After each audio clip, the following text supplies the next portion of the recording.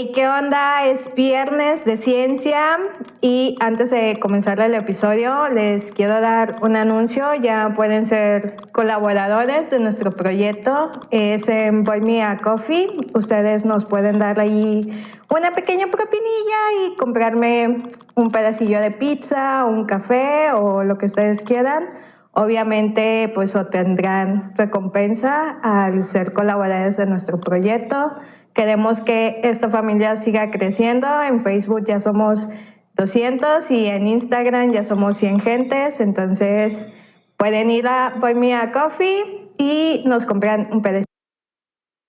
Y de todas formas, en la semana voy a hacer un en vivo para explicarles cómo es la dinámica y vean pues contenido exclusivo. Y ya sin más, pues los dejamos con el episodio de esta semana. Un episodio que va acorde a lo que hablábamos la semana pasada sobre fauna feral, pero pues va a estar interesante. Entonces, vamos con el episodio.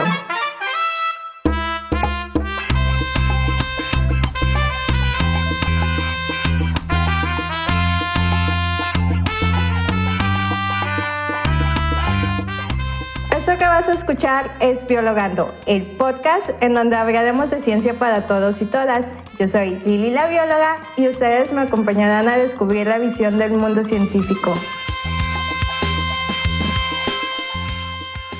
En esta ocasión me acompaña una persona que es muy especial para mí. Nunca me dio clases, pero dice que es maestro.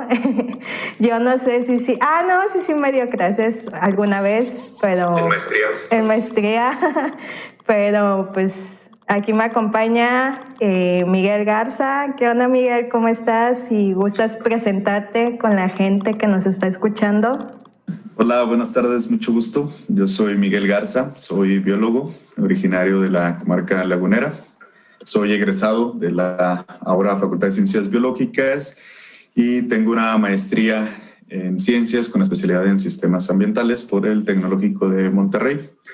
Y bueno, algo de lo que he trabajado ha sido temas de conservación, manejo, aprovechamiento sustentable de fauna silvestre, y cuestiones de áreas naturales protegidas, de sostenibilidad, entre otros temas. Buen perfil. Y también es un ñoño, aunque no lo admita. Pero la verdad es que me da mucho gusto tenerte. Ya tenía ganas de hacer un episodio contigo, la verdad. Sí, muchas gracias por la invitación y pues apoyando este proyecto de divulgación científica por una bióloga, que es muy importante, ¿no? Para acercar este tipo de información a la gente y no estar alejados las instituciones educativas de la realidad que está pasando en nuestra sociedad y pues contribuir a través de la divulgación, de la educación ambiental, a que pues mejoremos nuestro entorno, ¿no? Y así la gente pueda conocer para conservar, que es una de las máximas en estos temas. Lo que no se conoce no se conserva. De hecho. Pues bueno, de la semana pasada yo hablaba un poquito de lo que era la fauna feral y pues esta semana vamos a hablar sobre fauna invasora. Pues si quieren saber un poquito más sobre la fauna feral, las complicaciones que hay y las medidas que se están tomando, que sobre todo pues hay como una pelea interminable en redes sociales con la cacería de los michis, pues pueden ir a escuchar el episodio 7. Y pues bueno, la distribución de las especies en los ecosistemas está influenciada por diversos factores, ya sean bióticos y abióticos. Las especies invasoras suponen una gran amenaza para los ecosistemas, la economía y la salud, ya que están consideradas, ¿por qué me trabo? En el episodio pasado no me había trabado. Tenía un episodio invito, maldita sea.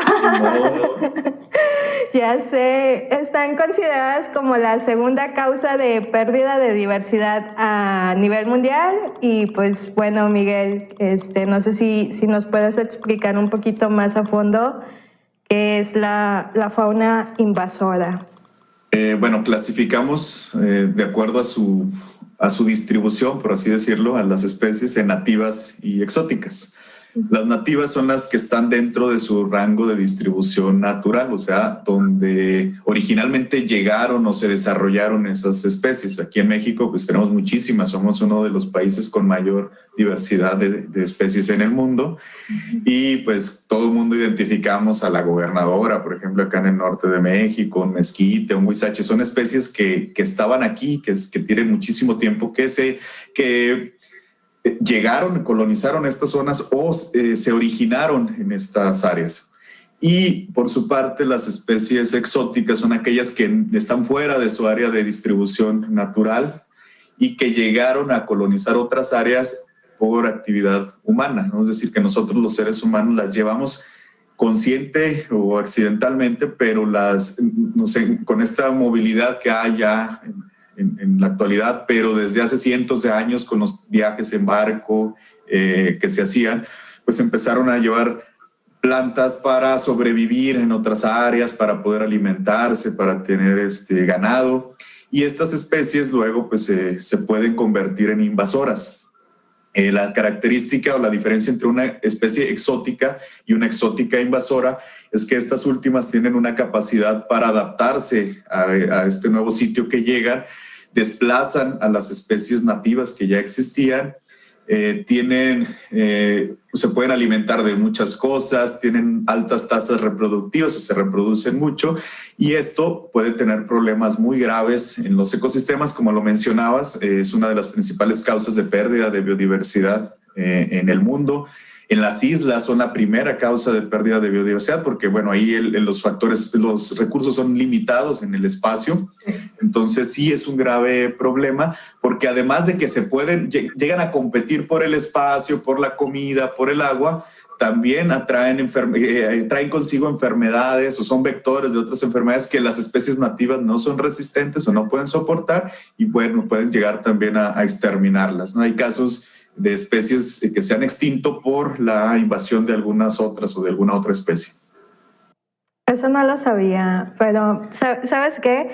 La verdad, cuando estaba escribiendo este episodio, no dejaba de pensar en el capítulo de Los Simpson cuando en Australia. Sí. Es un claro ejemplo ahí de las invasiones. Bueno, esa es una. Cuando van a Australia y luego termina el capítulo donde viene un koala, ¿no? Que de regreso, así como tan a loco. Pero la otra con las palomas de Bart, cuando mata a la paloma y resulta que la hembra estaba empollando una lagartija. Sí, la lagartija. Y luego la solución que tienen a este problema es traer una serpiente que se coma a la lagartija y luego un gorila que se coma a la serpiente, ¿no? Y que ya cuando venga el invierno pues va a matar al gorila, ¿no? Pero pues si salen Los Simpsons es por algo, ¿no? Ya ha ocurrido, puede llegar a ocurrir esto de las invasiones y la presencia de exóticas y luego cómo, pues por tratar de solucionar un problema creas uno más grande también. Sí, no manches. Pero, bueno, por ejemplo, ahorita algo que se ha dado mucho es, por ejemplo, yo he visto así como muchas tiendas donde te venden así animales exóticos, pero, o sea, por ejemplo, esos animales también pueden volverse invasores en sentido de que sean liberados. Sí, bueno, para empezar, pues la recomendación es que nunca liberen un ejemplar de fauna en vida libre, o sea, en medio silvestre, sea una tortuga, un ave, lo que sea. ¿Por qué? Porque para empezar están ya adaptados al cautiverio, que les den agua, que les den comida, que los cuiden, los mimen. Entonces, para empezar, es difícil que sobrevivan. Y luego, si sobreviven, pues tenemos esos otros problemas, ¿no? Que empiecen a competir, que se reproduzcan o que lleven enfermedades. Y sí, algunas especies como las que venden de mascota pueden o tienen el potencial de convertirse en invasoras. No sé si te ha tocado ver aquí en la ciudad una especie de cotorro, le llaman cotorro argentina, cotorro monje. Son muy ruidosas, ya hay en varios puntos de la ciudad, de la zona metropolitana. Y el problema es que tiene un riesgo, es potencialmente invasora. Esta especie ya es residente, ha aumentado sus poblaciones y en otros lugares es un problema, como en España, la presencia de esta especie. Y tuvo un origen precisamente por las mascotas. Esta especie, por la gripe aviar en Europa cambiaron las reglas en cuanto a la importación y la tenencia de mascotas. Entonces, el mercado que surtía a Europa de aves, pues se vio limitado y empezó a buscar otros sitios donde vender estas especies. Entonces uno fue México, ¿no? Y por eso llegaron hace varios años como mascota. En España hay una hipótesis que dice que las liberan porque son muy escandalosas, o sea, hacen un ruido muy, muy fuerte. Yo las he escuchado a decenas de metros y digo, pues, no las veo, pero se escucha la cotorra. Entonces, creen que por eso empezaron a liberarlas, porque eran muy ruidosas en las casas, se abrían las jaulas y la gente muchas veces, por una buena intención de que pobre animalito está encerrado y por eso hace ruido, pobre animalito está estresado, pues sí, pero esas especies, si sobreviven, luego tienen el potencial para convertirse en invasoras y desplazar a otras. Entonces esta especie se ha adaptado muy bien a las áreas urbanas. Y en España pues tiene una población impresionante de esta especie. En México ya se ha reportado en muchos lugares, en la Ciudad de México, aquí en La Laguna y en otras partes del país.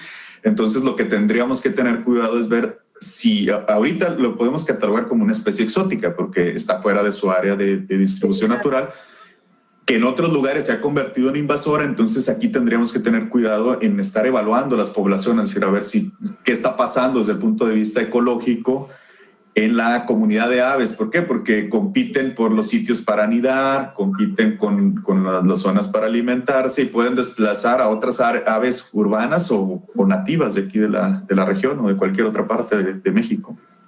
No sé si las que mencionas son las que están en el bosque. Sí, Creo, sí, no las he visto tal cual, pero sí me ha tocado así de que voy al bosque y se escucha así a madres, así, ¡ay! Sí, es un ruido que no identificas o que reconoces que es extraño a las aves de aquí de la región, ¿no? Los chanates, que son como los más ruidosos aquí. Esto es todavía muchísimo más fuerte y diferente el sonido. Entonces volteas así como que, bueno, ¿y esto qué es? ¿No? Eso es diferente a lo que yo conocía. Al menos yo tengo conocimiento de que llegaron aquí o que se liberaron en la región hace unos 11 o 12 años. Las primeras que vi fue en la Universidad Antonio Narro, aquí en Torreón. Sí. Y a partir de ahí luego ya vi incluso ya hay algunas publicaciones donde reportan que han aumentado las poblaciones ahí en la Narro. Y bueno, ya las he visto en muchas partes en la facultad. Ya el otro día me mandaron hace unos meses un video donde se ven ahí en los árboles de la facultad. Entonces ya llegaron a Gómez, Lerdo seguramente. Entonces, ¿qué va a pasar con una especie que ya está aquí y que tiene el potencial? ¿Por qué? Porque se reproducen muy rápido, tienen una esperanza de vida muy alta, viven muchos años y se alimentan de muchas cosas. Entonces, si no hay un depredador natural, si no hay con quien compitan, pues desplazan y pueden aumentar sus poblaciones muy rápido. ¿Cuántas especies invasoras existen aquí en México? O sea, ¿hay registro de cuántas especies puede haber? Sí, la Conavio tiene los datos, no lo tengo así a la mano, la cifra, pero sí hay incluso bases de datos a nivel mundial con registros, y la Conavio tiene identificadas cuáles son como las exóticas y las consideradas exóticas invasoras. Se ha puesto mucha atención, por ejemplo, con el pez diablo en México, en los cuerpos de agua, porque es una especie que depreda todo, ¿no? Lo que está ahí en su alcance. En Michoacán han tenido muchos problemas. Ya hay en el norte, en Nuevo León, en Coahuila, ya hay la presencia de esta especie. Entonces es una de las que se les ha puesto más atención porque afecta a los ecosistemas acuáticos y la productividad también de las pesquerías en estas lagunas, presas o lagos. Entonces es una de las especies que más atención se le ponen, pero existe una estrategia nacional de especies exóticas invasoras por parte de la Conavio. Ahí viene una lista y en otros documentos, en otras publicaciones hay listados de estas especies y bases de datos también a nivel internacional. Pues mira, yo la verdad no sé usar bases de datos, pero voy a creer en ti. Sí, o sea, ya si hay información, no tengo el dato preciso, tendré que googlearlo para decirte, hay tantas especies. Ajá. Pero hasta en eso somos megadiversos, en especies exóticas.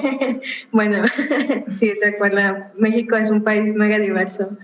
Mi sueño es comenzar un artículo científico con esa frase.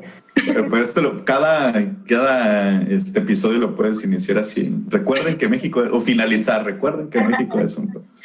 No. Bueno, tal vez podría cambiar el inicio. Pero la verdad es que me he dado cuenta que ya no se escuchan en otros lados. Entonces. Bueno, entonces... Sí, ya no podemos hacer chistes locales después de la facultad o de Torreón. No tan local, por favor. Y también algo que se dio mucho el año pasado fue como esta cuestión de la pandemia, ¿no? Y que todo el mundo así como que, no, es que el ser humano es el verdadero virus y las especies están regresando a lo que le pertenece. Pero, bueno, ahí me desprendí un poquito, pero el punto de eso es que yo me acuerdo así como que todo el mundo compartía así videos o empezaban a hacer liberación de especies, ¿no? Y uno que me llamó así como que mucho la atención es como de un señor, no sé si lo viste, no sé, era así como de España o algún lugar así lejano. Y él empieza a decir así como que ahora entiendo lo que es estar encerrado y así toda una cursilería y termina liberando una especie de ave y fue así como que no mames, ¿por qué hiciste eso? ¿No? Entonces no liberen especies.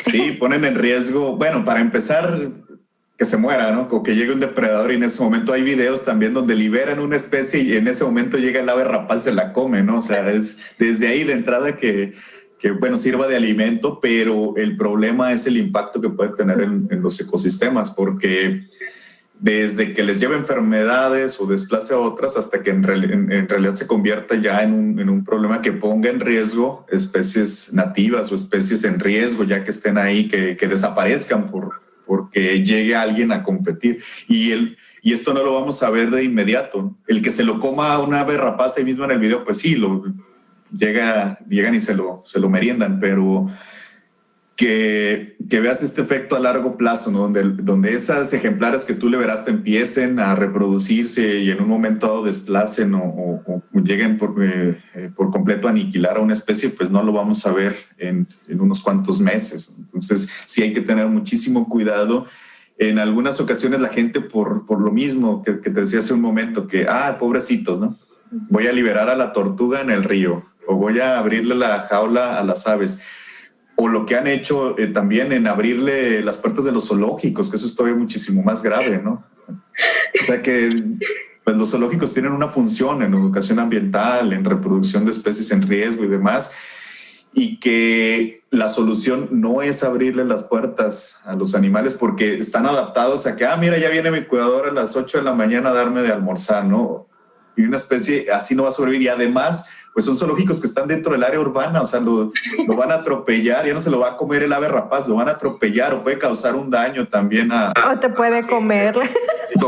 O imagínate que estés aquí tú en tu casa y de repente llega un animal aquí tocando la puerta de ahí, huele a carne, un oso, algo así. Sí es complicado, ¿no? Esta situación y las estrategias que se tienen que desarrollar para hacer, por ejemplo, una liberación, una reubicación de fauna no es algo improvisado, ¿no? Para eso hay especialistas en cuestiones no nada más de de saber dónde va la especie, sino en cuestiones de comportamiento, de manejo, de cómo voy a manejar el estrés del animal para poderlo liberar o preparar para poderlos liberar. En México, con el programa que tenemos de reintroducción del lobo mexicano ha funcionado porque existe un protocolo de cómo se tienen que hacer una adaptación de esos ejemplares que están en cautiverio para liberarlos otra vez. O sea, esos ejemplares que fueron criados en zoológicos o se reprodujeron en cautiverio y van a regresar a vida libre, pues no conocen la vida libre, están acostumbrados a este manejo, pero antes de liberarlos hay un proceso de adaptación donde se junta la manada que se va a liberar, se llevan a un espacio, un rancho mucho más grande donde ellos empiezan a comunicar, empiezan a cazar y ya cuando están listos, bueno, los volvemos a capturar y ahora sí los liberamos en el sitio, pero ya hubo esta interacción entre ellos y con la naturaleza también, con lo que no estuvieron acostumbrados porque nacieron en cautiverio. Entonces no es nomás abrirles la puerta, la jaula o irlos a tirar a algún lado porque pues tiene muchos, pueden perjudicar más de lo que pueden ayudar, ¿no? O sea, por liberar una tortuga a lo mejor te vas a echar una especie de otro animal que si es de ahí, que no tiene por qué sufrir porque llegue, o sea, de competir con una especie que tú estás llevando, ¿no? A una tortuga, a un río o a un lago, por ejemplo. Sí, ya hablamos de zoológicos y hablamos un poquito de eso, pero la verdad, qué bueno que lo... Es que se relaciona, ¿no? La parte esta de los zoológicos, la parte de lo que comentabas de especies ferales, el capítulo anterior, esto de especies exóticas, porque pues todo va a lo mismo, ¿no? Son amenazas a la biodiversidad, son cuestiones que ponen en riesgo a los ecosistemas. El caso en México que hemos tenido con ferales, pues ha sido muy grave en algunas islas sobre todo, o que tenemos acá ahora más reciente en el norte con el cerdo europeo, el jabalí europeo, que desplaza completamente a las especies nativas. Y pues es precisamente eso, ¿no? Una especie exótica que se convirtió en feral. Puede ser animales incluso domésticos como los perros, los gatos, ¿no? que luego también tienen ese potencial. Ya les dije que no dejen salir a sus michis ni a sus lomitos. No, así son peligrosos. Sí, de hecho, por ejemplo, aquí en mi casa se ponen así muchos niditos de pajaritos y luego la Daisy los anda cazando y yo así como que ¡no! O me llegó a tocar que 2 veces me trajo así pájaros. Una vez yo estaba dormida estaba dormida y sentí así como una presencia y volteé y en el piso no, en el piso estaba la mitad del cuerpo del pájaro y yo así de no mames. Y yo, ¿qué hiciste? Pero pues ya, ahí fue. Ya no me ha traído, entonces creo que ya lo entendió, pero sí me toca. O cuando se caen también así de que no ande molestando a los polluelos bebés. Sí, también eso. Pues sí, y eso que son a veces aquí urbanas, ¿no? Dentro de la ciudad. Ahora imagínate en las áreas pues menos urbanizadas o en áreas donde incluso la gente a veces lleva sus mascotas de vacaciones y que puedan poner en riesgo a otras especies, por así decirlo, como pues más importantes desde el punto de vista de la conservación, ¿no? Porque aquí, bueno, son aves comunes que están adaptadas ya al entorno urbano, pero lo llevas y que vayas que el gato, el perro vayan a atacar a una especie nativa, endémica, pues sí, es mucho más grave. Sí, mira, pues para empezar yo creo que primero se moriría tu mascota. Sí. Bueno, depende. Depende qué. Los videos donde coyotes cazando perros o cazando gatos, jaguares, he visto jaguares cazando perros. No manches, eso sí, no lo he visto. Pues, bueno, es comida, ¿no? Es comida exótica también para ellos. Carne es carne. Véngase. Pues se da, ¿no? Es lo mismo, lo ven, como te decía, es comida, ¿no? Que llega y dice, mira, un perro no va a tener el instinto desarrollado para estar atento si le aparece un coyote, un jaguar, un puma, ¿no? Le va a servir ahí de comida porque pues no está acostumbrado tampoco, no está acostumbrado a estar en su casa, en la ciudad, dentro de un patio, y que le abras la puerta o que lo dejes libre, pues lo expones también a esas situaciones. Sí, solo quiere que les rasques la panza. Sí, por eso son mascotas, ¿no? Los debes de tener ahí en tu casa, en tu cuidado, y evitar tanto que sean dañados ellos como que dañen a otros organismos. Porque ellos lo hacen a veces hasta por jugar, ¿no? Nada más llegan y empiezan y quieren andar curioseando, pero pues sí pueden dañar a otros organismos. Y otra cosa así también que yo quería mencionar, y es que me gusta la polémica, pero lo siento. Está bien. Pues el desempeño de las autoridades, ¿no? Porque al final de cuentas, pues, bueno, como biólogos, pues sí hacemos de todo lo que está a nuestro alcance y muchas veces hasta trabajamos por amor al arte. Entonces, vamos, damos charlas, hacemos divulgación, hacemos, no sé, infografías, pero pues al final de cuentas, en instancias gubernamentales, pues no, es muy poco que haya un biólogo trabajando, ¿no? Y luego después, pues pasa esto de que llegan, pues ahí quieren quedar bien con el pueblo y terminan haciendo liberación de tilapias en un sitio donde no debería haber tilapias. Entonces, no sé si... Sí, lo quieren hacer para decir, que la gente tenga para pescar. Pues sí, pero te vas a echar el ecosistema, ¿no? Para eso hay otras alternativas, acuacultura, ¿no? Ya intensiva, donde únicamente es un sistema como una granja, donde vas a tener controlado para producir alimento, no liberar así. Porque sí, muchas se van a morir, pero las que queden van a depredar todo. Entonces, por esas buenas intenciones causan daños que si tuvieran la asesoría de un especialista y que le hicieran caso además, porque tú a lo mejor puedes trabajar ahí y decirle, oiga jefe, es que eso no puede ser, pero le dice, no, yo quiero, ¿de qué sirve? ¿No? Que tengas, también puedes tener a alguien ahí contratado, pero no hacerle caso. Entonces es muy importante. ¿Por qué? Porque muchas veces nosotros nos damos cuenta hasta que ya ocurrió ese ecocidio, o sea, hasta que dices, ya están las fotos presumiendo lo que hicieron y tú hasta ese momento dices, oye, es que eso está mal. ¿Cómo vas a liberar esa especie ahí, ¿no? Y vas a causar un daño. Pero, pues sí, muchas veces es una cuestión más de política, más de imagen, que realmente de hacer un estudio, ¿no? Porque, pues, aunque fuera una especie nativa, tienes que tener información, saber cuántos ejemplares puedes liberar en ese lugar, cuál es la capacidad que tiene ese ecosistema para soportar, porque lo mismo, han ocurrido daños a los ecosistemas y a la misma fauna porque son ocurrencias, no hay estudios que lo soporten. Hay muchas reintroducciones en el pasado que han fracasado porque ni siquiera saben qué pasó con los animales. Te lo juro.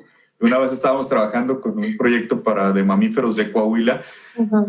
Reintrodujeron berrendo hace varios años en una zona completamente despoblada de Coahuila. No saben qué pasó con los berrendos. No hay ningún reporte de saber, bueno, los berrendos los soltamos y se movieron, se murieron, los cazaron, nada. No hay nada. Yo estuve buscando información, medios de comunicación, reportes oficiales. Nada más fueron, les abrieron la puerta de los camiones donde los transportaban y no hubo un seguimiento. ¿Qué pasó? No sabemos. Tenían una buena intención, invirtieron recursos para hacer eso y no hubo un seguimiento, entonces no sabemos qué pasó. Lo más probable es que pues ya no existe, ¿no? Eso ya hace muchísimos años, pero no podemos seguir en un país con la complejidad que tiene México, ¿no? De la biodiversidad por un lado, pero también la cuestión económica, social, pues las decisiones tienen que ser acertadas y eficientes. Es decir, bueno, a lo mejor le tengo que invertir un poquito más en hacer estos estudios, en contratar especialistas, pero voy a asegurar que esa reintroducción o que esa liberación de ejemplares es adecuada, tanto para apoyar a las comunidades como fuente de proteína, fuente de alimentación, pero también para no afectar los ecosistemas. Entonces sí se necesita, es fundamental la participación de nosotros y que las autoridades pues abran un poquito su visión y decir, bueno, hay especialistas, tú no vas con un abogado que te saque una muela, ¿no? O sea, hay un especialista, alguien que estudió una carrera, una especialidad, y que es la persona que a lo mejor se va a tardar 5 minutos en sacarte la muela, ¿no? Pero tiene la práctica y la experiencia para eso. Entonces también nosotros como biólogos tenemos que exigir eso, que somos como ecólogos, biólogos, veterinarios, los que nos dedicamos a fauna silvestre o a vida silvestre en general, decir, bueno, nosotros somos los que podemos hacer esto. No vas a, por una ocurrencia, decir, pues consígueme esta especie para irla a liberar. No, o sea, tiene que haber protocolos, tiene que haber estudios que te permitan que esa liberación o esa reintroducción o como se llame, sea exitosa, ¿no? Y que no vayas a causar un mayor daño que el beneficio que estás buscando. Pues sí, en el episodio de zoológicos, esta Faride comentaba que, bueno, eso fue en Quintana Roo, de que cuando hicieron la liberación de los zoológicos, fueron y aventaron las especies así en la carretera y ella así como que no. Pues sí, digo, bueno, ahí es otra situación, ahí ves por una inquietud que quieran, pobrecitos animales. Bueno, pues sí, pero ahí en los zoológicos, hay zoológicos que están muy mal manejados también, no nos alejamos de la realidad, sí. Pero en vez de corregir eso, lo último que podrías hacer es abrirles la puerta, ¿no? Primero, pues vamos a gestionar a que se maneje este zoológico, que tenga las condiciones adecuadas. Hay animales que sufren mucho estrés por estar confinados, porque los encierros no cumplen con las especificaciones para la especie, porque no hay un enriquecimiento ambiental, porque las dietas no son adecuadas y ves a los leones así todos desparramados, obesos, pero eso es parte del manejo, ¿no?, que se les tiene que dar. Pero es preferible corregir eso a decir, vamos a abrirle la puerta y que se mueran todos o que vayan e impacten nuestros ecosistemas, ¿no? Claro. Y, o sea, por ejemplo, ¿qué medidas de control o prevención o reversión se llevan a cabo? O sea, por ejemplo, esto de las tilapias, ¿no? O sea, pues ya se liberaron un chingo de tilapias y pues va a valer ahí todo. Pero, o sea, como especialistas, ¿cómo revierten ese daño? O si es que se puede revertir, obviamente, ¿no? Sí, hay situaciones en las que el daño es tan grave que no se puede, bueno, que las poblaciones son tan grandes, que están ya tan adaptadas a esos sitios, o los sitios son tan grandes, por ejemplo, un lago enorme, una zona así, sí, que dices, pues no, ¿cuánto me va a costar en tiempo y en recursos el erradicar una especie? Entonces lo que se hace son medidas de control. Uh-huh. En algunas especies que dices, sí, esta la tengo que erradicar, y hay programas de erradicación, no nada más de flora, sino también no nada más de fauna, sino también de flora. El caso, por ejemplo, del pino salado, Tamarix, acá en el norte de México, el lirio acuático, el carrizo, que son especies invasoras, pero vegetales. Algunas es muy complicado poderlas erradicar, entonces lo único es controlarlas, mantenerlas a raya, decir, bueno, no vamos, lo que se busca a veces es que la gente las aproveche. Uh-huh. Es una manera de controlar, decir, bueno, recuerdo para el pez diablo que hicieron una iniciativa para un concurso gastronómico con esta especie. Lo ves, está feo, no se te antoja comerlo, ¿ven? Pero entonces, bueno, vamos a proponerle a la gente que lo preparen de una manera que se antoje, ¿no?, para comerlo. Entonces, en otros lugares lo que hacen es producir, por ejemplo, sombras con el carrizo, que la gente sea libre de ir y cortar todo el carrizo que quiera, para evitar la extracción, que le inviertan las autoridades en ir a sacarlo. Dice, bueno, pues te doy permiso y tú ve y saca el carrizo. En el caso, por ejemplo, del jabalí europeo, en el norte, la temporada para cacería está abierta todo el año. Tú tienes permitido cazar este ejemplar, únicamente hay que reportarlo para llevar las estadísticas. No está regulado, restringido como otras especies donde tienes cierta época del año y toda la cuestión de los trámites y autorizaciones, ¿no? El jabalí europeo, pues acábatelo, ¿no? Porque el gobierno no lo ha erradicado, no hay una campaña de ir y acabar con todo, sino decir la misma gente de las comunidades, de los ranchos que lo extraigan. Hay otras como en las islas del Golfo de California, donde sí se han hecho campañas de erradicación, por ejemplo, de cabras ferales, que hubo estrategias donde las capturaban y las encerraban y se las llevaban a tierra firme y bueno, así cómanselas, ¿no? A los pobladores. Otras donde ya no era posible capturarlas así en grupo y lo que hacía era con francotiradores desde helicópteros y tirarlas. Porque estaban causando un daño severo en el ecosistema en cuanto a la fauna, pero también a la flora. Ya se habían echado una especie endémica que había ahí en la isla, entonces, prácticamente un pino. Entonces, hay estudios de cómo estaba antes y luego cómo cambió gracias a este programa de erradicación. Eso sí es mucho más radical. En algunas otras lo que hacen es evitar que lleguen, evitar que se reproduzcan, cosas así para inhibir que crezca la población, pero cuando ya es un problema muy, muy grave en que se tiene que intervenir, pues la alternativa es la última sería la erradicación completa de los ejemplares. En otras donde pues los pudieran llegar a esterilizar o cosas así, pero depende otra vez de la especie, ¿no? De la especie, del ecosistema, de los recursos, y para eso tiene que haber programas específicos. En diciembre se tituló Javier, un exalumno de ecología, con un trabajo precisamente con una especie exótica del río Nazas. No sé si sea el mismo Javier, pero si es Javier, no. Es que Javier Barbosa fue el que participó en el tema del pasado, entonces. No, es Javier Hernández Chino.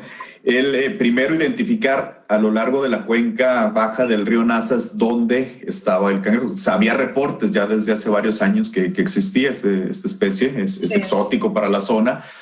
Y también tiene características de ser una especie invasora, que se alimenta de los huevecillos de los peces. Entonces se detectó dónde estaba, en qué puntos, y pues hacer estudios poblacionales también, cómo estaban las crías, cómo estaba el número de crías de adultos. Y bueno, su trabajo concluye con eso, ¿no? Hacer como una fotografía de cómo está ahorita la población de esta especie en esa parte del río. A partir de eso, luego lo que se tiene que hacer es seguir monitoreando para ver cómo cambia la población, si está aumentando o disminuyendo, y ver la estrategia para controlarla.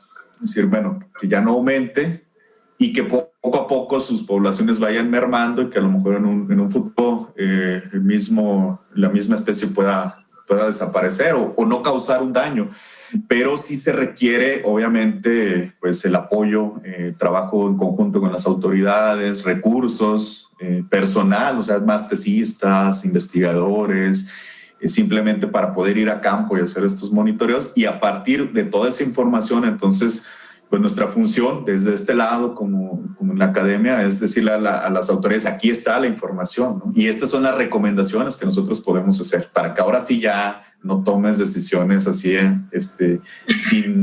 sin información, sin... Sacadas de la manga. Sí, entonces, bueno, en eso estamos, de que ya existe en el programa de manejo de esta área natural protegida, ya señalas cuáles son las especies y que son invasoras o que tienen ese potencial. Una de ellas pues, es este cangrejito.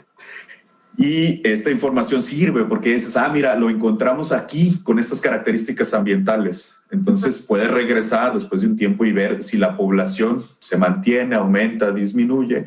Y luego ver maneras para controlar, empezar a extraer ejemplares y que ya no se reproduzcan tanto y que la gente pues también se los pueda comer, ¿no? Se lo pueden cocinar. Y bueno, ya que esto apoye o ayude también a la conservación de esta área natural protegida, el Cañón de Fernández. Sí, el cañón. Ay, está bien bonito el cañón. Bueno, el cañón tiene muchas especies exóticas. Sí, no manches, de hecho... Tortugas, ¿ves? Estas especies de plantas también, hay carrizo, otra... se me fue el nombre de otra planta que también es exótica y bueno, cangrejito también. Sí, hay que cuidar el cañón. Bueno, si están aquí en la laguna, cuiden el cañón porque... es muy bonito. Y el problema también, no nada más en el cañón, bueno, aquí porque nosotros es lo que tenemos cerca y hemos trabajado, pero en muchas de las áreas naturales protegidas hay especies exóticas y que algunos de los programas de manejo incluyen estas acciones de control o erradicación de especies exóticas por el riesgo que representa para la biodiversidad local. Pues sí, me imagino, bueno, eso también lo mencionaba Javier en el episodio pasado, de que hay áreas naturales protegidas en donde te encuentras así de todo y dices, o sea, ¿cómo llegó aquí? No, para empezar, dices, ¿cómo llegó aquí? Cuando ya es una área que dices, pues, no hay población alguna, o sea... Es que, bueno, también esa parte, la dinámica de las áreas naturales protegidas en México es diferente a como ocurre en otros países. Aquí, en México, prácticamente todas las áreas naturales protegidas tienen propiedad social, ejidos, comunidades. Vive gente dentro de la mayoría de las áreas naturales protegidas, hay gente viviendo, entonces pues no puedes controlar y decir, no entres, no salgas, y algunas son incidentales, como lo que decimos de los Simpsons, ¿no? Ese koala que se sube a la pata del helicóptero, pero hay otras donde la gente pues lo lleva de mascota, se lo regalan o algo así, luego lo liberan o empieza a crecer la población, se pueden escapar los ejemplares o lo que sea, y bueno, ya ocurrir algún problema de este tipo, y pues sí es complicado tener el control en cuanto a lo que entra y sale de un área natural protegida. Lo que sí hay que tener cuidado es en detectarla, ¿no? Si tú ves una especie exótica, reportarlo a las autoridades ahí del área natural protegida, no fomentar de que pues me la voy a llevar o la voy a llevar como aquí en la región que van precisamente al río Nazas, porque es que la tortuga ya creció mucho, las tortugas las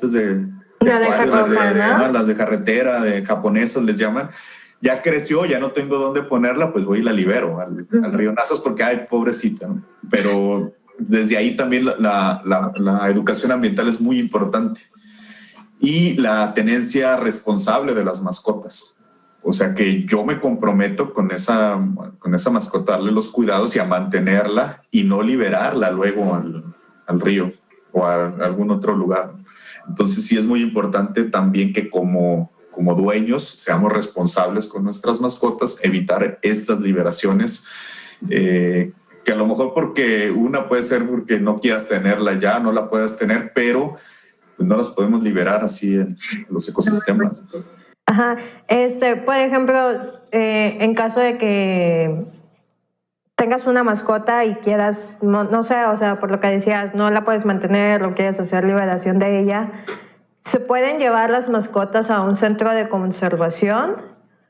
Pues es que las mascotas en realidad, pues muchas de ellas no tienen un interés para la conservación. O sea, son mascotas que la mayoría son exóticas, son criadas, reproducidas para venta. Y pues no, sería difícil más que para conservación, a lo mejor algo donde las pudieran tener para, no sé, de educación ambiental, o sea, alguna especie de zoológico más que...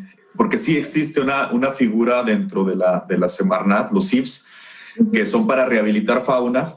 Tú te encuentras un ejemplar herido, maltratado, entonces puedes llevarlo a uno de estos lugares, obviamente con el acompañamiento de las autoridades, como Profepa, decir, bueno, esta especie me la encontré. La Profepa dice, pues sí, está herida, analizan su condición de salud y se lleva a alguno de estos sitios donde el ejemplar es rehabilitado, se sanan sus heridas, se alimenta, Si no puede volar, pues poco a poco se le da como una especie de terapia, por así decirlo, para que recupere la fuerza, la movilidad, y entonces ahora sí pueda ser liberado. Una vez que cumple con esta etapa de rehabilitación, se puede volver a liberar. O especies ejemplares que ya no pueden ser devueltos a la libertad porque sus heridas no sanan, porque perdieron una extremidad, porque están muy enfermos, se pueden mantener ahí, pues, como en educación ambiental, en una otra estrategia, pues, de conservación, porque ya no son aptos para ser liberados. Y bueno, tengo muchas preguntas. Es que la verdad es que, mira, la verdad es que así me pongo a leerla así sobre los episodios que voy a sacar, entonces creo que vuelvo a estar como en la carrera y como que eso me gusta, ñoñez al máximo.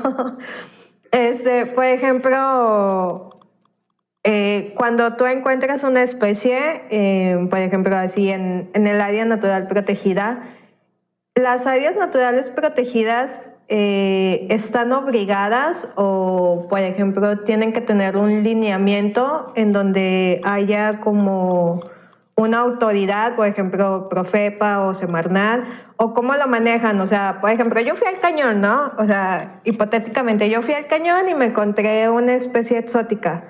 Entonces voy con pues las personas que se encargan de manejar el cañón, pero dentro de esas personas debe haber alguna autoridad, o ya ellos es como que ya llaman a la autoridad y va la autoridad. O... Sí, bueno, lo primero que yo recomendaría es tener la fotografía o tener la evidencia del ejemplar, porque pues yo vi una tortuga y a lo mejor estás confundiendo o algo, ¿no? Entonces tener una evidencia, una foto, un video. No precisamente capturarlo, ¿no?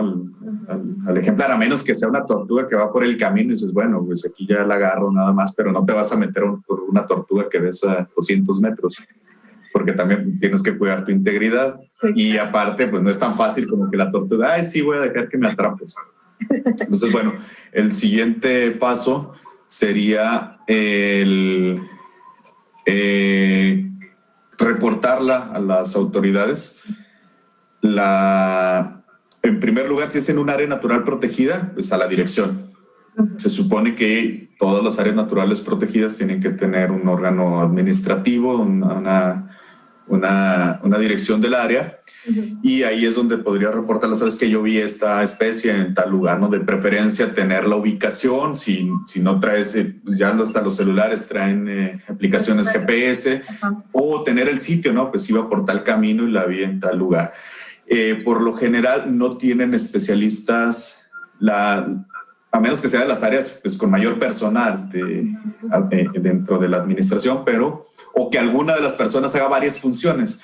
Pero lo que seguiría ahí es que pues, se reporte y el personal del área natural protegida vaya a hacer una visita para verificar y ver dónde está, si es solo un ejemplar, si hay más ejemplares.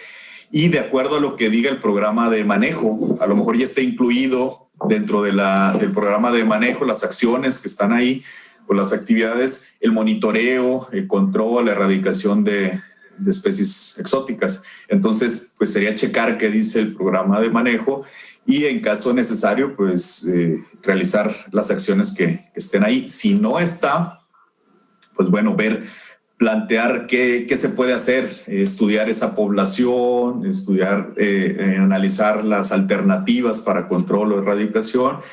Y bueno, dentro de las áreas naturales protegidas también cuentan con un consejo asesor. En el consejo asesor participan autoridades, participan académicos, participan organizaciones de la sociedad civil, tienen reuniones. Y en estas reuniones se puede plantear ese surgimiento de un nuevo problema, que es la presencia de una especie que no estaba, que es exótica, y ahí buscar alternativas donde se pueda atender ese problema. Entonces sí, sería la vía, ¿no? A través de la dirección si no es un área natural protegida y tú la ves en otro lugar, bueno, sería reportarla a las autoridades. Si tienes la facilidad a las autoridades locales, en el municipio, si no el Estado, a la Profepa. Ajá. Y que, bueno, ahí es un poquito más complicado que puedan actuar porque pues, no hay un plan de manejo, no hay un consejo, no hay personal, pero pues también las autoridades, entre las autoridades del área ambiental, del sector ambiental, tendrían que ponerse de acuerdo y decir pues qué vamos a hacer, ¿no? ¿Qué estrategia vamos a seguir para que esto no se convierta en un problema más grave? Oye, ¿y este proceso, como cuánto tiempo lleva? Pues no te podría decir porque no sé si es un área donde estén las autoridades ahí, que no esté la oficina en otro lugar y que en ese momento puedan ir y totalmente lo pueden atender en ese mismo momento. Si no, depende muchas veces del personal, de la disponibilidad de vehículos, de la agenda de trabajo que ya tengan. Entonces no hay así como que digas, lo van a atender en tantos días, ¿no? Ajá. No, bueno, yo que sepa, no existe algo normativo pues en cuanto a eso. También te iba a preguntar otra cosa, pero la verdad es que se te olvidó. Sí, en mi mente estaba así como que estoy tratando de recordarlo, pero o sea, iba por allí, pero la verdad es que se me olvidó. Entonces, pues ya, no sé, no sé si quieras, pues hacer otro comentario en lo que vuelve mi idea.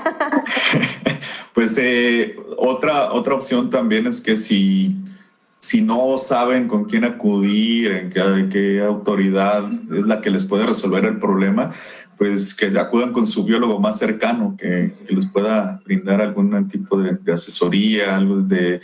Al menos nosotros conocemos la biodiversidad de nuestros lugares y decir, sí, a lo mejor es una especie que no es exótica, pero que la gente no la conoce, nunca la había visto, pero que es una especie nativa o es una especie que está aumentando su área de distribución, porque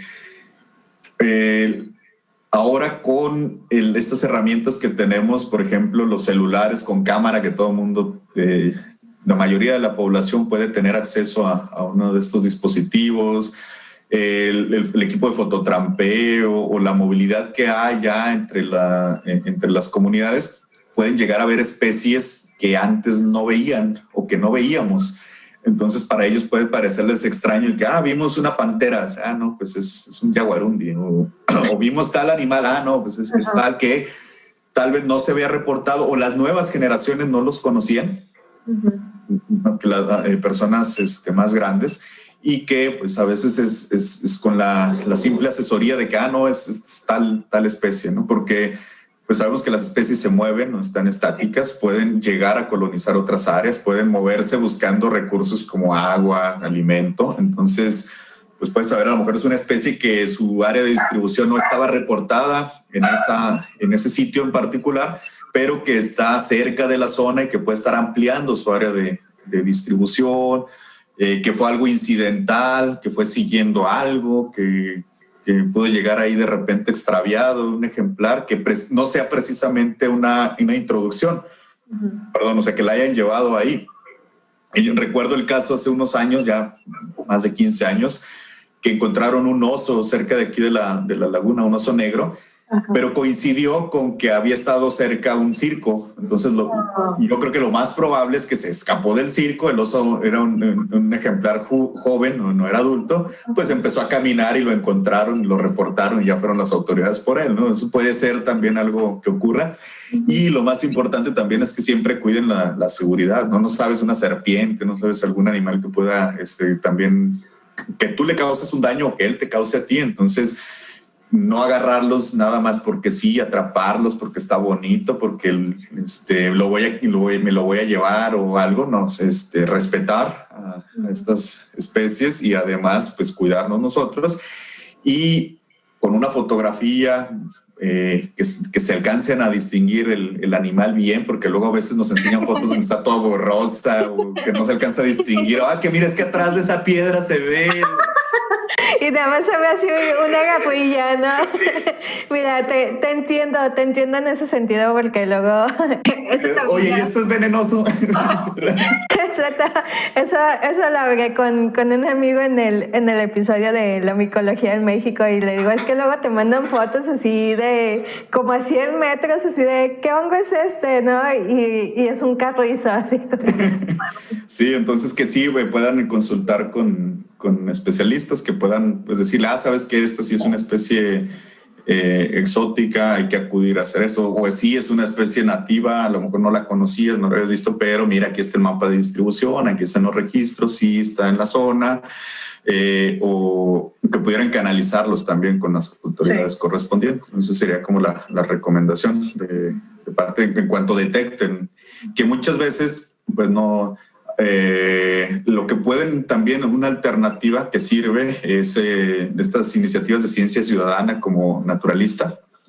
Tú puedes traer la aplicación en tu teléfono o tenerla en escritorio, vas, tomas una foto y dices, no sé qué es esto, subes la fotografía con su ubicación y especialistas te dicen, es tal especie. Y luego esta información se sube a una base de datos donde te muestra ahí los mapas. Entonces yo puedo buscar en estas bases de datos de Naturalista, ver cuáles son las especies que la misma gente ha tomado en la región, en campo. Es decir, bueno, descarto cuáles son las nativas y me enfoco en estas especies exóticas para ver cuáles son, qué está pasando. Y que, bueno, aterrizar esta estrategia o estas iniciativas a nivel nacional en los estados. Durango ya tiene su estudio de estado en cuanto a biodiversidad. Coahuila creo que también ya lo publicó. Entonces de ahí tienen que aterrizar estrategias para prevenir primero la llegada de más especies y luego controlar o erradicar las que ya están, ¿no?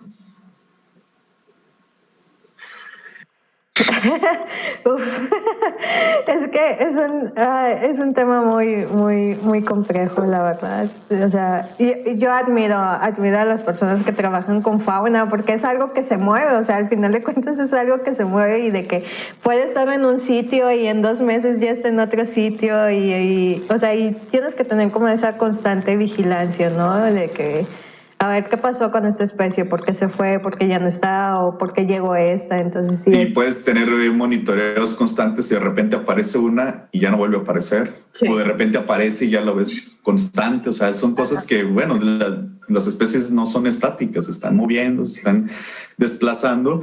Y bueno, ahí tenemos también que incrementar el conocimiento que tenemos sobre la biodiversidad, la distribución de las especies y todo. Y pues bueno, eso lo podemos hacer nosotros, pero con el apoyo de la gente, de las autoridades. Muchas veces la gente en el campo conoce exactamente dónde están las plantas, los animales, y ellos te llevan y te dicen, mira, aquí precisamente en esta zona es donde puede encontrarte. Bueno, y ahí es donde se puede conocer tanto de especies nativas como exóticas, ¿no? Ese conocimiento tradicional, ese conocimiento que tienen las personas en el campo es muy valioso, y que también tenemos que buscarlos a ellos en que le llaman el diálogo de saberes, de interactuar con ellos, de conocer, aprender de ellos, porque muchas veces uno no sabe más que lo que viene en los libros o lo que conoces tú en campo, pero ellos viven ahí, ellos los ven, ellos están en contacto con las plantas y los animales, y tenemos mucho que aprender sobre flora y fauna de la gente del campo.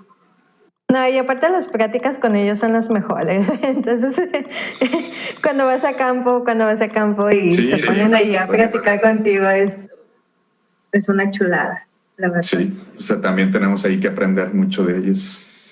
Así es. Y bueno, por último, porque ya es hora. Ya es hora de ir a dormir. Son como las 7. No, perdón, es viernes. Olvidé que es viernes. Ups. La pandemia te trae. No sabes ni qué día estás. La verdad, sí. La semana pasada sí me pasó eso de que pensaba que el domingo era lunes y yo estaba así. Porque de hecho el lunes iba a grabar, pero iba a grabar de las cápsulas que hago para Grupo Cinza. Y y ya yo estaba ya aquí sentada, así todo listo, y así como que le mandé un mensaje a mi amigo y yo, te estoy esperando. Y yo, Es que hacer otro día. y él así como que, ¿por qué? Y todo acostado, no viendo la tele. Ya sé, yo así como que, yo estaba así como que, pues vamos a grabar, ¿no? No, mañana, y yo, pues hoy es lunes, no, es domingo, ya. Maldición. Ups, tengo que salir más seguido. Sí. Pero, pues no, es que sí es un tema muy, muy complejo y es un tema que lleva como que todo relacionado, ¿no? O sea, lo de fauna, autoridades, población en general, entonces... Sí, tienes la parte legal, la parte técnica, el conocimiento de esas comunidades, a lo administrativo, los programas, planes y todo eso, pues sí es algo integral, pues lo tienes que abordar, no puedes solucionarlo nada más yendo al sitio a erradicar a la especie, no, tienes que hacer algún proyecto integral. Y además, pues esta labor de divulgación, de educación ambiental para evitar más liberaciones, especies donde no se deben. No, sí. No liberen especies. Mejor, si no pueden tener una mascota, pues mejor no la tengan. Así. Sí, es una responsabilidad muy grande, entonces, pues no, si no van a, o sea, deben de pensar en que una tortuga va a vivir muchos años, va a crecer, o sea, no se va a quedar todo el tiempo de este tamaño, entonces va a comer más, va a requerir más espacio y todo, ¿no? Entonces sí es importante y más con otras especies que requieren más cuidados, aves o algunos mamíferos, entonces sí tengan mucho cuidado en tener condiciones seguras y que además que estén los ejemplares pues bien, ¿no? En una condición adecuada.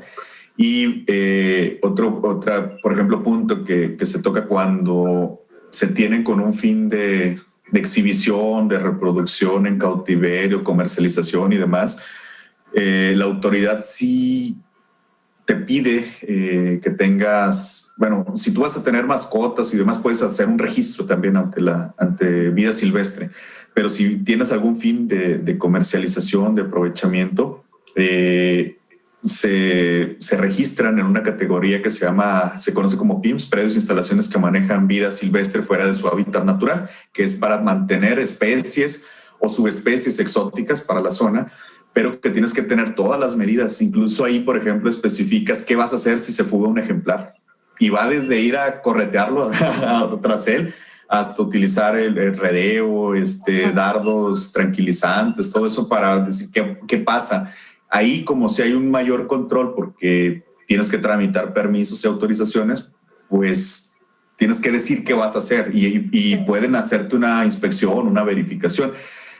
Ya cuando es en la casa que vas a tener una mascota o algo, no hay tanto, como que no existe pues esa vigilancia o ese control, pero sí debería, yo creo que también para tener las mascotas exóticas, pues no convencionales, no un hámster, no un perro, un cuyo, sino ya otro tipo de especies de serpientes, de reptiles que pudieran pues poner en riesgo también a la población. Sí, y aparte de eso que mencionas, también ayudaría como a minimizar el tráfico ilegal, ¿no? Sí. Que ese es otro, bueno, eso está para hablar de otra, que es uno de los mercados negros más importantes a nivel mundial y que ha puesto en riesgo a muchas especies también. Pero sí, es importante que hubiera, pero volvemos a lo mismo, ¿no? Las condiciones económicas, políticas, culturales, todo en nuestro país, pues a veces impiden que tengamos una estructura administrativa en tema ambiental que permita que tengas personal que va a ir a verificar todos estos puntos o que tengas un centro para decir, bueno, ¿qué vamos a hacer con estos ejemplares que la gente ya no quiere o puede tener? ¿Qué alternativas podemos tener? Pero pues no existe mucha cultura al respecto, ¿no? Simplemente con lo de los otros centros para rehabilitación de la fauna, pues aquí en la laguna no hay ninguno, o no había en el último estado que tengo. Entonces tienes un ejemplar en esas condiciones y la autoridad no tiene la capacidad para atenderlo ni en un lugar ya sea administrado por una institución pública o privada, pero no hay aquí de qué pasa con un ejemplar que encontraron herido, pues no existe, a pesar de que la ley marca esto, el reglamento de la ley de general de vida silvestre, pero no contamos con eso. Sí, mucho menos especialistas, ¿no? O sea, porque, por ejemplo, pues en caso, ¿no? Así, pues, bueno, pues lo llevas con un veterinario que sea especialista en especies silvestres o en especies exóticas, pero creo que tampoco hay. Pues sí, luego nos comparamos con los programas que vemos en Nat Geo o en Animal Planet, donde hay una clínica súper pro para animales exóticos, pues sí, pero es un contexto muy diferente. Bueno, tercer mundo. Sí, pues esa es nuestra realidad. Ajá. Pero aún así yo creo que se pueden hacer cosas, empezando por esto de la educación ambiental y la parte que muchas veces, te repito, la gente no lo hace por causar un daño, o sea, simplemente porque ellos creen que están haciendo un bien, lo hacen de forma inconsciente, pero nosotros, esa es nuestra labor también, así como las autoridades tienen su obligación, creo que nosotros tenemos la responsabilidad social de educar a nuestros vecinos, a nuestras familias y todo para que podamos tener una sociedad educada, más educada desde el punto de vista ambiental y que estas malas prácticas ya no se sigan presentando y que pues nosotros también podamos fungir, así como decías, como pues muchas veces nosotros esas típicas consultas de qué especie es y esto es venenoso y eso, pues lo hacemos así por amor al arte, ¿no? De decir, bueno, no, esta especie es tal o parece tal o buscan tal y tal guía. O no la liberes o no la toques o cosas así, que bueno, es parte de la responsabilidad que nos toca a los que nos dedicamos a estos temas de biodiversidad, poder seguir ayudando, apoyando a la población. Pero sí tiene que haber pues estos canales de comunicación. Mucha gente no tiene la fortuna de conocer a un biólogo, una bióloga, un ecólogo, un veterinario, entonces pues sí, pues tenemos que empezar a darnos a conocer como estas iniciativas que cada vez están creciendo más en temas de divulgación y de educación ambiental, siempre van a ser importantes. Por eso yo acepté gustoso la invitación, pues para compartir un poquito a través de tu canal este tema, ¿no? De las especies exóticas, los riesgos que tienen para la biodiversidad y que pues de aquí de a poquito, ¿no? Podamos empezar a concientizar a la gente, por ejemplo, y con la revolución que se hizo con los popotes, ¿no? A partir de un video que se viralizó de una tortuga con el popote en el orificio nasal. Bueno, ahora la otra parte, cómo sensibilizamos a la gente respecto a la tenencia responsable de mascotas, a la no liberación de estas en vida libre, todo eso, pues tenemos que seguir trabajando de a poquito. Pues sí, porque luego también es una pelea interminable, pero no pelean en grupos de compra y venta. Sé que esto no va aquí, pero... Sí, ya sé, porque sí me ha tocado 2 o 3 que he visto, sí, yo digo así con que, ay, no mamen. Está bien que sí, pero no mamen.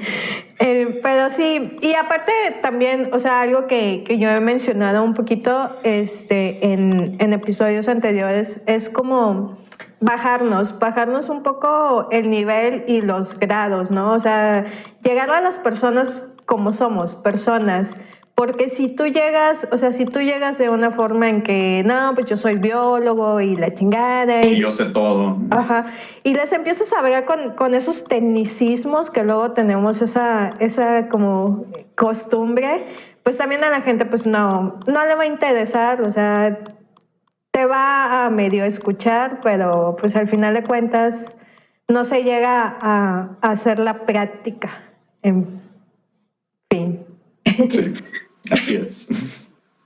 Entonces, pues muchas gracias. Muchas gracias por la invitación. Garza. Ahí luego te invito a otro. Bien. De hecho, sí, no, es que tengo varios temas que sí me gustaría tocar, pero...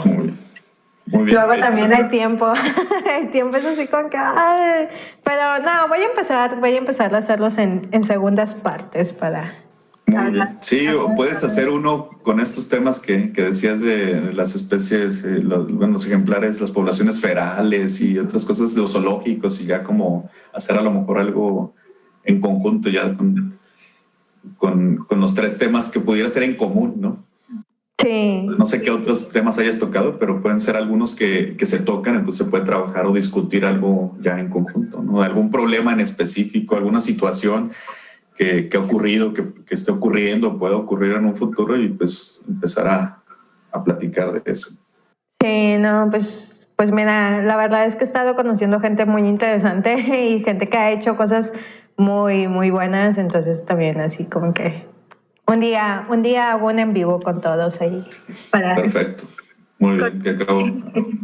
Aquí vamos a estar encerrados todavía, ¿no? No, por favor, no. Ya quiero salir. Quiero ir a campo. Por favor, sí, ya. Eso se extraña mucho. Y las clases presenciales, bueno, yo ya no estoy estudiando, pero también se extraña estar ahí frente a grupo porque, pues sí, nos vemos y todo, pero no es la misma interacción que estar ahí. Entonces, bueno, pero ahorita lo más importante es cuidarnos, cuidar nuestra salud, nuestras familias y ya habrá tiempo de regresar a las aulas. Así es, y cuidar nuestros ecosistemas y nuestra biodiversidad. Entonces, pues... No, pues muchas gracias, Garza. Pues a nosotros ya saben que nos pueden encontrar en todas las redes como Biologando. A mí me encuentran como Lili Biolo. Y que la bendición de Papi Darwin esté siempre con ustedes. Nos vemos en la próxima. Gracias, saludos. Bye.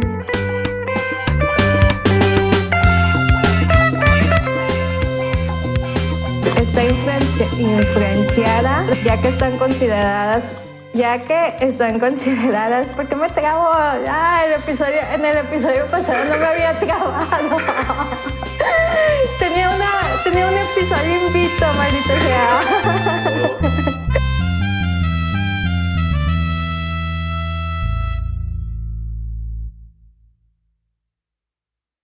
Y es hora de ir a dormir.